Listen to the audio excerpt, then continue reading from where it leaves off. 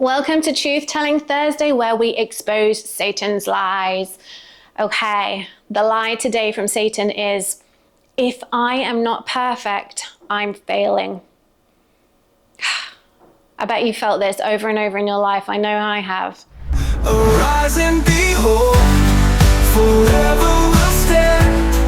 Arise and behold, by his gentle hand. So where do we find the answer? Well, we're going to go to the Book of Mormon this time. We're going to go to Ether, and that is 12:27. And it says there, my grace is sufficient for all men. It doesn't say the perfect men. It says all men and women. Okay.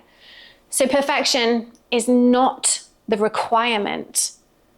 Grace is the gift. Because of Jesus Christ and his grace, we do not have to be perfect. Thank goodness for that.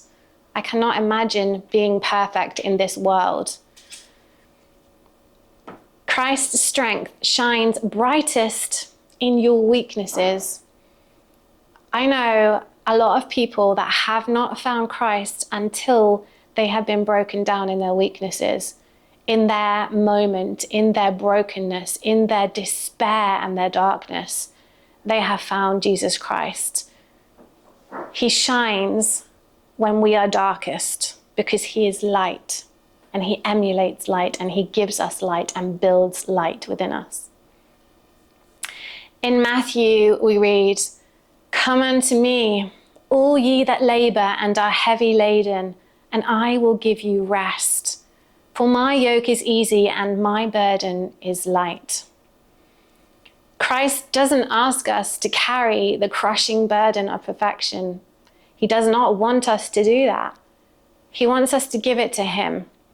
Give him our struggles. Give him our insecurities, our complex problems, our emotional needs, anything that we feel we have to be perfect in, give it to him and he will take it. And he will bear the heavier burden, not just the bit that we take. He's there waiting and ready.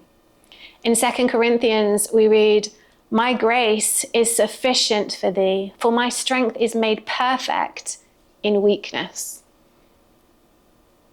Sisters, we are given our challenges, our weaknesses, our imperfections to perfect them, to become more knowledgeable, to become more resilient, to become more compassionate, to become more loving, to become more Christ-like. Our weaknesses are not our flaws.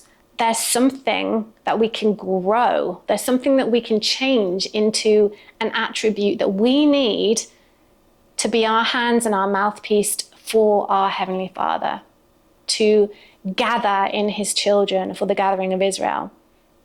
If we do not learn, we cannot do that. And if we have no imperfections, how can we learn? We've got nowhere to grow. Let's embrace our imperfections, and instead of pretending and trying to be perfect, let's own it. Let's stand up and say, I'm struggling with this. Can you help me? Or I have this issue, but I've been hiding it and feeling shame and guilt. But now I want to let it out because I know others are feeling like that. And I know if I've learned, then others can learn. Let's not be ashamed. Let's not have any guilt or shame. That comes from Satan. That does not come from God. Sisters, this whole week has been about resting and rebooting and knowing that we don't have to be perfect, and that knowing that when we do fail, when our weaknesses shine, that Jesus Christ is there to carry the heavier burden if we turn to him. Gather your energy. Don't be afraid to say no when you feel overwhelmed, and pray to him to get help. This is Arise and Be Whole. Let's do that together. Arise and behold, forever will stand. Arise and behold, by his gentle hand.